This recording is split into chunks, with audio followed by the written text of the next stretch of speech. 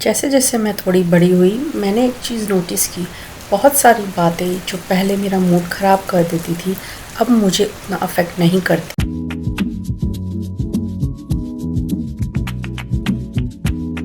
पहले अगर किसी ने मेरे मैसेज का रिप्लाई नहीं किया तो मैं सोचने लगती थी, क्या मैंने कुछ गलत बोल दिया, क्या वो मुझसे नाराज़ है, क्या मैंने कुछ ऐसा कह दिया कि उसको पसंद नहीं आया। और फिर फ़नी बात यह है कि सामने वाला शायद बस बिज़ी हो और मैं यहाँ पूरी कहानी बना चुकी होती थी।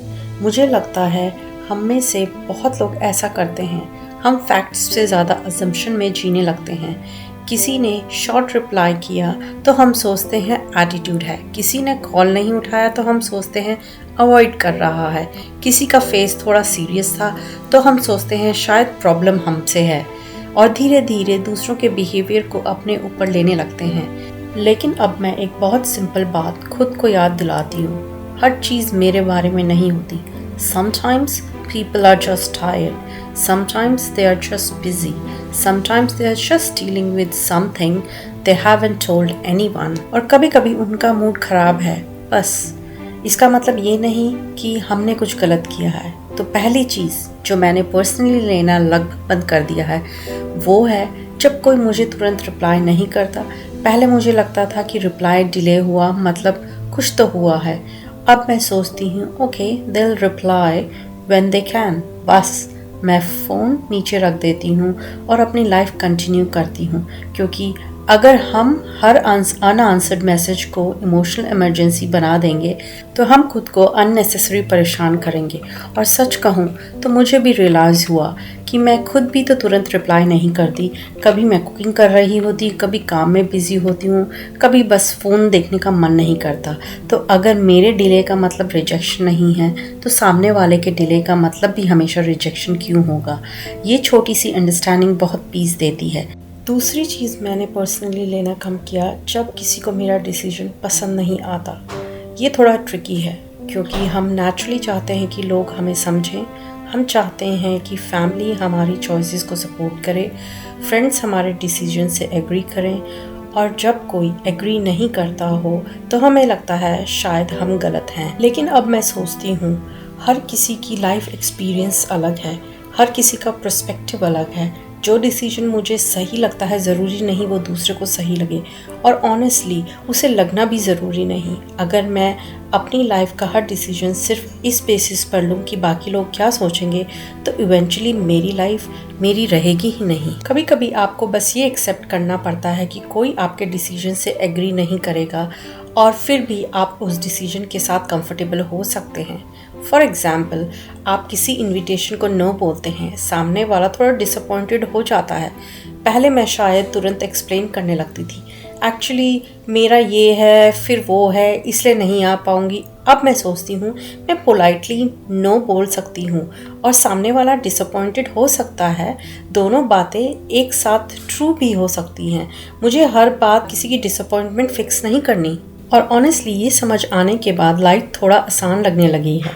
तीसरी चीज़ जो मैंने पर्सनली लेना कम किया है, जब किसी का मूड मेरे आसपास ख़राब होता है, पहले मुझे इसकी बहुत जल्दी रिस्पॉन्सिबिलिटी महसूस होती थी। अगर घर में कोई क्वाइट है तो मैं सोचती थी क्या हुआ, अगर किसी कलीग का टोन थोड़ा अलग है तो मैं सोचती थी क्या मैंने कुछ किया, अगर कोई फ्रेंड थोड़ा डिस्टेंट लग रहा है तो माइंड तुरंत डिडक्टिव बन जाता था। आप जानते हो वो फीलिंग जब आप सामने वाले के फेस पर एक्सप्रेशन तक एनालाइज करने लगते हो। अभी तो ठीक था, फिर अचानक इतना क्वाइट क्यों हो गया। लेकिन धीरे धीरे मैंने सीखा कि हर मूड को फिक्स करना मेरी जॉब नहीं है। अगर कोई अपसेट है मैं केयर कर सकती हूँ, पूछ सकती हूँ आर यू ओके, लेकिन अगर वो कहता है हाँ बस थोड़ा टायर्ड हूँ तो मुझे उसका आंसर एक्सेप्ट करना चाहिए। हर साइलेंस में हिडन मीनिंग ढूंढने की ज़रूरत नहीं है। हम कई बार दूसरों की एनर्जी को इतना एब्जॉर्ब करने लगते हैं कि उनका ख़राब मूड हमारा ख़राब मूड बन जाता है और फिर हम खुद भी हैवी फील करने लगते हैं। अब मैं कोशिश करती हूँ कि मैं एम्पैथी रखूँ लेकिन ओनरशिप नहीं। डिफरेंस बहुत बड़ा है।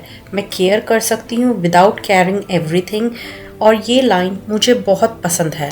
Not every mood in the room belongs to you. कभी कभी आपको बस अपना मूड प्रोटेक्ट करना होता है। सामने वाले का दिन खराब है, ओके, आपका दिन भी खराब होना ज़रूरी नहीं है। चौथी चीज़, जब मुझे कोई नो बोलता है, पहले मैं किसी का नो मुझे थोड़ा रिजेक्शन जैसा लगता था।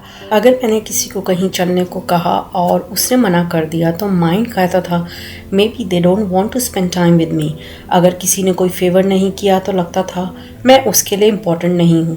लेकिन अब मैं इसे डिफरेंटली देखती हूँ क्योंकि मैं खुद भी नो बोलना सीख रही हूँ। तो फिर अगर मैं अपना नो पर्सनल फ्रीडम मानती हूँ तो दूसरे का नो रिजेक्शन क्यों मानूँ? Maybe they are tired, maybe they have other plans, maybe they just don't feel like it. और ऑनेस्टली उन्हें हमेशा एक परफेक्ट रीज़न देने की ज़रूरत भी नहीं है। कभी कभी नो बस नो होता है और ये समझना बहुत फ्रीइंग होता है, क्योंकि जब आप हर नो को अपने सेल्फ वर्थ से जोड़ देते हो तो आप बहुत जल्दी हर्ट हो जाते हो। लेकिन अगर आप सोचो okay they just said no to the plan, they don't say no to me as a person, तो पूरा पर्सपेक्टिव बदल जाता है। किसी ने हमारी बात नहीं मानी, हम सोचते हैं वो हमें रिस्पेक्ट नहीं करता। किसी ने इनवाइट डिक्लाइन किया तो हमें सोचते हैं वो हमें पसंद नहीं करता। किसी ने एग्री नहीं किया, हम सोचते हैं वो हमारे अगेंस्ट है। लेकिन लाइफ इतनी ब्लैक एंड वाइट नहीं होती। कभी कभी किसी का नो एक्चुअली रिलेशनशिप के लिए हेल्दी होता है। अगर रिलेशनशिप सिर्फ तब ठीक चलता है जब पर्सन हमेशा यस बोले तो वो कंफर्टेबल तो होता है लेकिन बैलेंस नहीं।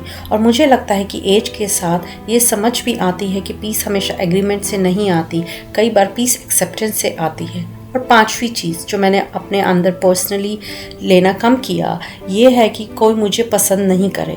ऑनेस्टली ये शायद सबसे बड़ा वाला है, क्योंकि चाहे हम कितना भी कहें कि मुझे फ़र्क नहीं पड़ता, थोड़ा बहुत तो पड़ता ही है। हमें अच्छा लगता है जब लोग हमें पसंद करते हैं, जब हमारी बात अप्रिशिएट करते हैं, जब हमें समझते हैं। लेकिन धीरे धीरे मुझे ये रियलाइज़ हुआ मैं खुद भी हर इंसान से कनेक्ट नहीं करती। कुछ लोग बहुत अच्छे लगते हैं लेकिन फिर भी उनसे वाइब नहीं मिलती। कुछ कन्वर्सेशंस नेचुरली फ्लो करते हैं, कुछ नहीं करते। तो अगर मुझे हर इंसान नेचुरली पसंद नहीं आता तो मैं कैसे एक्सपेक्ट करूँ कि हर इंसान मुझे पसंद करे? और ये थॉट ऑनेस्टली बहुत लिबरेटिंग होता है। हर किसी के सामने खुद को प्रूव करने की ज़रूरत नहीं है। हर मिसअंडरस्टैंडिंग को क्लियर करने की ज़रूरत नहीं है। हर ओपिनियन को करेक्ट करना ज़रूरी नहीं है।